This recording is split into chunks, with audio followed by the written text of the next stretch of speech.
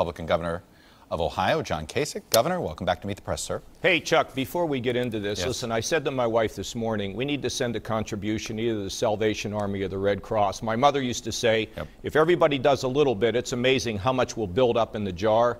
You know, when that flooding comes in, once that water's gone, your house is never the same. So if everybody across the country just does a little bit, it will be appreciated down in Texas, and that's what we got to do. That's how we pull together sadly, as Americans. not only are those houses never going to be the same, some of them will end up having to be condemned. Absolutely and it won't correct. even look at it. All right, let me jump into what happened on Friday that didn't involve a hurricane.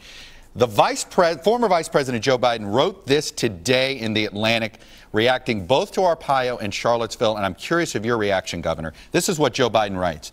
We have an American president who has emboldened white supremacists with messages of comfort and support. A week after Charlottesville and Boston, we saw the truth of America. Those with the courage to oppose hate far outnumber those who promote it. And then a week after Boston, we saw the truth of this president. He won't stop. His contempt for the U.S. Constitution and willingness to divide this nation knows no bounds. Now he's pardoned a law enforcement official who terrorized the Latino community. Do you see Charlottesville and Arpaio linked the way the former vice president does? Well, first of all, Chuck, I severely condemned what the president had to say about Charlottesville because there is no similarity between hate groups and everybody else. That's number one. And I did it actually at your network, and people across the country applauded it. Number two, I actually have the power of pardoning in my state. We do clemencies over time, but we make sure that people did proper restitution. I wouldn't have done it this way. It is absolutely should be out of bounds for somebody to use that as some sort of a political wedge. It appears as though that's what it was. It's not the way I operate here with the power to be able to give people a second chance. But the president has that power. I don't agree with what he did. It's not the way I operate. I can't be any more, any more loud in what I have to say than to tell you what I do, because my actions reflect the way I feel. What the former vice president, though, was saying is that this is sending, at first it sent a chilling message to African Americans and Jewish folks on his message on Charlottesville. Pardoning Arpaio looks like it is a thumb in the eye to Hispanic Americans. Well, I'm telling you, I am worried and concerned about these ICE folks that go into people's homes and they grab mom and dad and try to ship them out of the country, and they leave the kids on the front porch. Look, we talked about this in the campaign. I was one of the few voices I said a lot of things that didn't happen. Tear up the Iran deal. We're going to throw everybody out of the country. We're going to ban all the Muslims.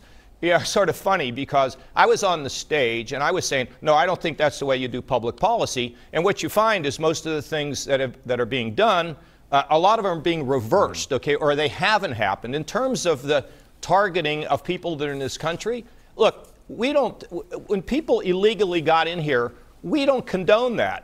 But if they've been in this country and they have not been committing crimes, and they've been actually building businesses and being part of their community, going and grabbing them and shipping them out, that doesn't bring our country together. Look, I think at the end, Chuck, we keep talking about the president. Maybe starting with the flood business. It is time for us to figure out what institutions we're a part of, from the bottom up, that can bring some unity in this country. We don't have to keep looking to Washington. Everybody focuses on Washington. What about everything else happening in this country? Whether it's gouging profits by businesses, or whether it's putting sports figures on the field who did improper things, or whether it's the clergy that does things that are out of bounds. I mean, nobody's looking for sanehood. But the whole country needs to come together and stop looking at Washington. Figure out what you can do as part of your entity to raise the country and bring some unity. Look, I get the sentiment, and I think plenty of people on both sides of the aisle are going to applaud that. But the reality we're in is the reality we're in. Let me ask you a specific Congress should assert itself, Chuck. And I was just going to ask you. Congress should assert itself. Let them get their act together and pass the agenda they want. Their problem is, they're fighting, not only are we fighting across the aisle, but they're fighting internally. And these leaders they can't just go and force somebody to cast a vote a certain way. Look, I do believe there is a path towards stabilizing the health, the exchanges on health care. I'm working with John Hickenlooper, who's a terrific guy. There is a way to deal with our financial problems. We got to get our act together internally, then push it out to the other party. All right, let me ask you a few specifics. If you were still sitting in Congress, Paul Ryan, like you, criticized the president's decision to pardon. When Ford pardoned Nixon, he had to appear before Congress. Congress scrutinized that pardon, put it under a committee process. When Bill Clinton pardoned Mark Rich, a donor with questionable ethics and whether he should have been pardoned, Congress scrutinized. But in both cases, the other party was in charge. Should Speaker Ryan instruct the House Judiciary Committee to scrutinize this pardon? Does it deserve more scrutiny because of the impact it could have? Chuck, we got enough problems. We have enough problems to start, figuring out why he did this, okay? I don't know. I just think that we just keep grinding this down. And to me, what Paul Ryan ought to figure out is how he can get his people together to pass a health care law that isn't going to cut 20 million people off the rolls. He ought to figure out how we can begin to deal with entitlement reform at the same time we pass the debt limit. He's got to figure out how we're going to do the things that we need to do to make sure that we begin to move the country forward. We can't keep looking backward. We got to look forward, and it has to be a strong agenda. And I tell you, Chuck, I'm absolutely convinced that you cannot deal with those who are way out here playing politics all the time. You've got to build your coalitions from the middle out, and that includes involving Democrats. I mean, that is not a dirty word. The Republicans get to call the tune, but you just can't do it alone. How do you think you're going to get tax reform if you don't have both parties involved? It will not happen, period. Well, let me ask you about that with both parties. Obviously, there was some fun speculation about 2020 bubbling up. And the idea, you mentioned John Hickenlooper, the governor of Colorado, that you two are working together to kind of come up with a bipartisan fix here on these state exchanges and the health care law in general. And somebody floated the idea that it could be a 2020 unity ticket. Could you imagine yourself leaving the Republican Party to do something like this? Chuck, look. Kasich, Hickenlooper. You couldn't first of all, you couldn't pronounce it, and secondly, you couldn't fit it on a bumper sticker. But here's what I do want to say. Because Hickenlooper and I are working. Just because you can't fit it on a bumper sticker. The answer is no. Okay. And here's what I do want people to think about this. Because Hickenlooper and I work together, cynics out there say, well, they want something. Because we want to stabilize health care and make sure that poor people have something, people assume there's a motive. Sometimes people actually do things because they're trying to help somebody. And when we do that, everybody ought not to say, well, what's in it for them?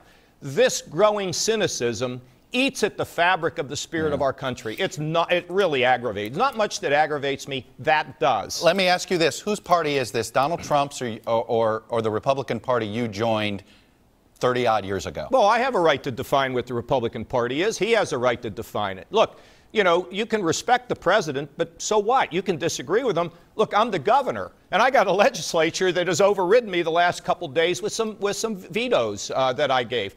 They have a right to say what they want to say, and I've got a right to say what I want to say. But together you hope that you can pull together to have a defining philosophy. The problem with the Democrats, I can't figure out what they're for. I mean, they have a golden opportunity, right, to be able to come in and win elections, but they can't figure out anything other than the fact that they don't like Donald Trump. I mean, they better figure out what they are. What's happened to the Democratic Party? It's almost lost its soul, and it better get its act together if they want to compete.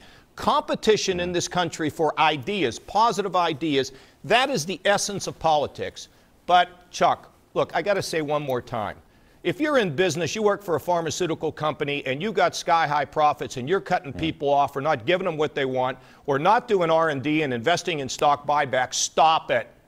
Everybody needs to start doing something to raise the bar and stop waiting on somebody else or blaming somebody else and say, well, they didn't do it, therefore I don't have any responsibility. Baloney. We see with the dysfunction in our country, we can't wait for it to be fixed out of the White House anymore. We got to do it where we are. And that includes you, Chuck Todd, being responsible in the news. Look, and I have to say this, John Kasich, you did a good job of actually previewing our next segment. Because one of the segments is, what does the Democratic Party stand for besides being against Trump? Anyway, you previewed it. Obviously, you're a veteran of coming on this show, sir. I appreciate it. Hey, if it's Sunday, it's Meet the Press. Thank you. Hey, NBC News fans, thanks for checking out our YouTube channel. Subscribe by clicking on that button down here, and then click on any of the videos over here to watch the latest interviews, show highlights, and digital exclusives. Thanks for watching.